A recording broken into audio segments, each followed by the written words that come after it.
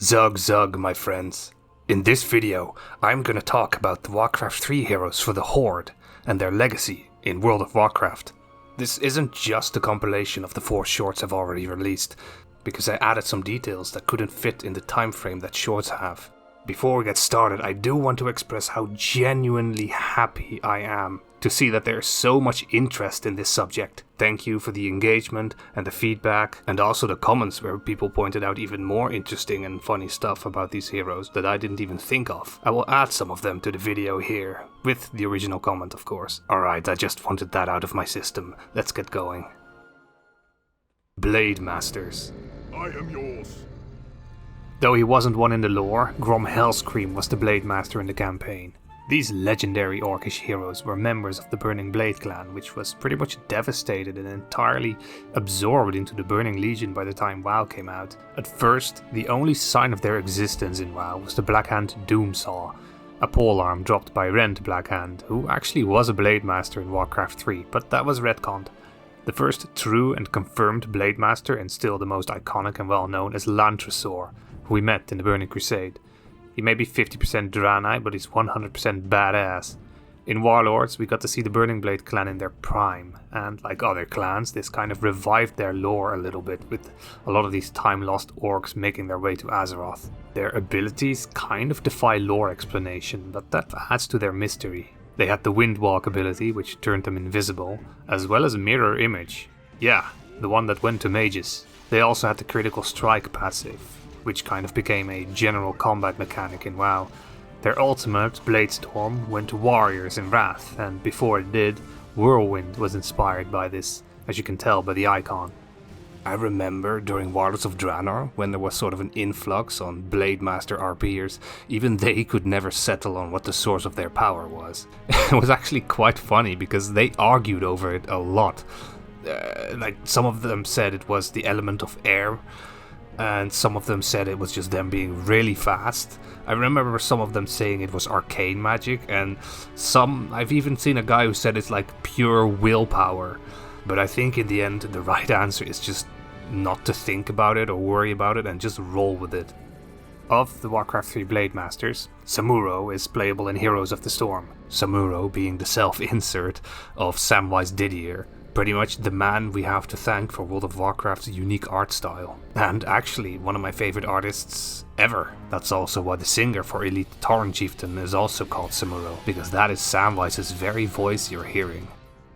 Akinos can be found at the Argent Tournament, Mazuru could be found during Landfall, Genjuos and Haumarush had servers named after them, and Jubathos was a raid boss in Hellfire Citadel, and he dropped the coolest trinket in the game, and I really loved using this. Even though I was a hunter and I was technically bad, nothing could stop me. I love Blademasters. On Jubathos' loot table, there's actually a really cool two-handed sword inspired by Blademasters as well. And I guess I could give a shout out to the sword that Kagraz drops in Blackrock Foundry. Despite her being a shaman, that sword looks very Blademastery. Someone also pointed out that Jubathos was an oceanic realm that they made their little brother play in, so he didn't ask them for stuff. Bro, that's cruel. That's horrible. I mean, it's smart, but it's horrible, dude. Other items inspired by them are the clan banner from the Orc Heritage, and the Blademaster's stones and greatsword from the trading post. I should maybe mention the 2 toys that are inspired by them as well from Warlords, but they're, you know, it's one of those things where it's like a 5-minute duration on an hour cooldown, and it's like, what's the point, you know?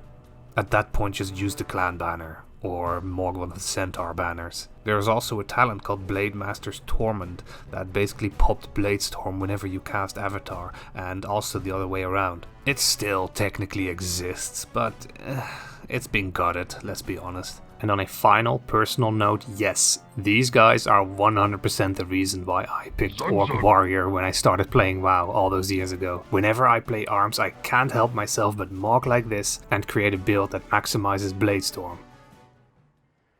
Farseers.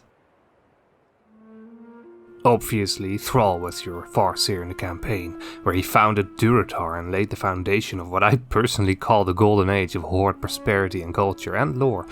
All gone now, thanks to you-know-who. They're shamans who are exceptionally well attuned to the spirits and are the wisest among their people, serving as guiding figures for the orcs. As wise as Thrall was, he still had additional Farseers with him as advisors, and often consulted Drekthar, the Frostwolf Chieftain, who honestly is the most Farseer that ever saw far. Shamans of other races also adopted this title later, like Nabundo, the first Draenei shaman.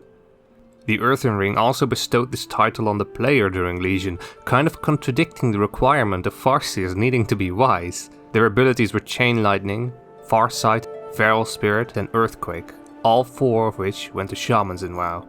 The Farseer hero talents are inspired by these guys as well, obviously, as you can tell by the name, though inspired more by the lore and not the gameplay of the Farseer from Warcraft 3, because it doesn't really enhance the spells that the Farseer had there.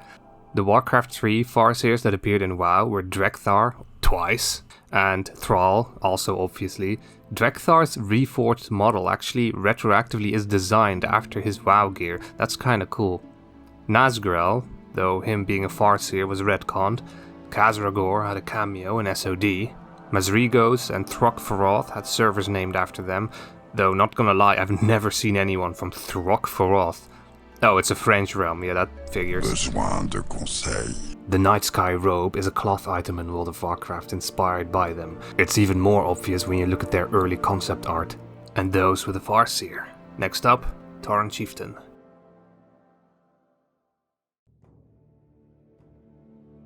Tauren Chieftains. I guess being a Tauren Chieftain is more of a job than it is a class. Nevertheless, Warcraft 3 wouldn't be the same without this hero. Cairn was the Tauren Chieftain in the campaign, and he later appeared in WoW with the same role, leader of the Bloodhoof Tauren, the Tauren that we play, basically, until he was murdered by literally the worst Tauren ever. The role was then passed on to Bane Bloodhoof, his son. Did you know Bane has been around since Warcraft 3 as well? You had to rescue him there from the Centaur, and in Classic you can find him in Mulgore. All their abilities ended up in WoW, one way or another. Shockwave went to warriors, Reincarnation went to shamans, Warstomp became the Tauren Racial, and Endurance Aurak likely became the Tauren Racial Endurance. The only other Warcraft 3 Tauren Chieftain that appeared in WoW was Tam Windtotem, who travelled to the Onaran Plains with Boven Windtotem and Tagar Bloodhoof, and that led to that little Tauren murder mystery quest chain if you remember. Boven and Tagar both were in the Warcraft 3 campaign as well. During the bit where you have to rescue Bane, this actually led to a little reunion of the heroes involved back in Warcraft 3, the Fellowship of Durotar, I could call them. Names such as Thunderhorn, Stonebull, Stormhoof and Rune Totem also originated as Warcraft 3 Tauren Chieftains. If you want to look like one, you can get the iconic dual-headed totem backpiece from the aforementioned quest chain in the Onaran Plains. Don't forget to be a Tauren, by the way. There are more totems in the game you can carry on your back, but this one is just straight up meant to look like the OG. The same quest chain also rewards the totem weapon as a two-handed mace. Sort of like the Tauren warriors from Warcraft 3. I mean, a totem weapon is something that Tauren players have been asking for since WoW was released, so I'm glad we finally have one. SOD has one too, if I recall correctly. Bane, as a boss in the Endtime dungeon, dropped the Axe of the Tauren Chieftains.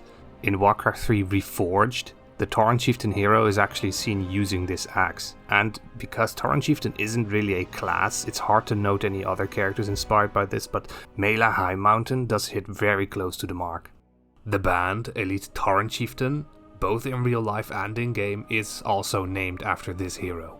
They actually started out being called 10th level Elite Tauren Chieftain because that was the max level for heroes in regular Warcraft 3 games. They changed it to level 60 Elite Tauren Chieftains when WoW came out. And then they changed it to level 70 Elite Tauren Chieftains, and then level 80, and then level 90 Elite Tauren Chieftains, until finally giving up and just saying Elite Tauren Chieftain. You can catch them in Blackrock Depths if you have Diabru's Remote, you can catch them in Shatrath, and you can catch them annoyingly often at the Darkmoon Fair. When I say Shadowhunter, I'm sure we all think of Vol'jin, who was WoW's resident Shadowhunter until you-know-who decided the lore wasn't insecure enough. Vol'jin did appear in Warcraft 3, but he was a witch doctor back then. Rokan was the original Shadow Hunter in Warcraft 3's campaign. In WoW, he made a tiny appearance in Wrath of the Lich King and later in Warlords, but it wasn't until BFA that he actually became a prominent character and became the new leader of the Darkspear. If you recall there being a troll with a really hot voice, Hey, what you got, boss? it was probably him. Many more Shadow Hunters appeared in WoW over time, but none of real lore importance. Maybe Taijin or the Siam Kawashi. They can be described as sort of hunters with sort of the powers of a voodoo priest. And as for their spells, they have Hex, which went to shamans. They also had Healing Wave, which in WoW is Chain Heal, while a new version of Healing Wave was also added. So this kind of inspired both of those spells. Shaman's healing spells have had their animations changed to bring them more in line with the theme of the shaman by giving them watery elemental effects, but Chain Heal used to have a golden beam, much like the Warcraft 3 equivalent.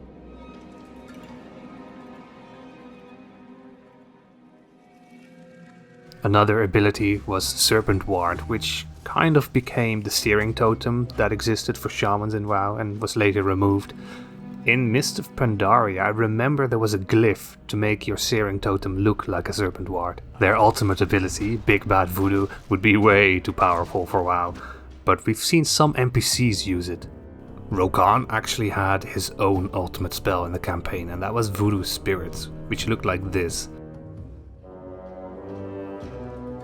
Aside from Rokan, the only other Shadow Hunter from Warcraft 3 that appeared in WoW is Mezel Kree, who along with Mazuro, who was a Blademaster, can be found at the Argent Tournament. As for their gear, the Kukri blade that Shadow Hunters used in Warcraft 3 has been a weapon model in WoW since the start. The Troll Heritage gear is also just basically the Shadow Hunter's outfit, which you can see more clearly with Rokan's reforged model. Hilariously, the Heritage set also has this really long mask that I think is based on the Shadow Hunters originally having a really long beard. I'm not sure if this is intentional or a misinterpretation. It's funny either way.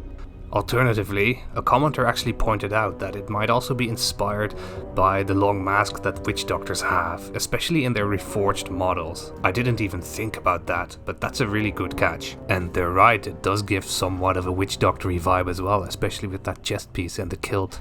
And that would be fitting because the concept art they used for the witch doctor was originally meant to be for the Shadow Hunter. Also, looking at this concept art, this really looks like Zul'jin's modern appearance. And those were the 4 hero units for the Horde in Warcraft 3. I hope you enjoyed the video. I sure enjoyed making it. I know most people are nostalgic for Elwyn Forest and all those regular human houses and lands and shires and whatever the hell and hoggers. And sure, that's great.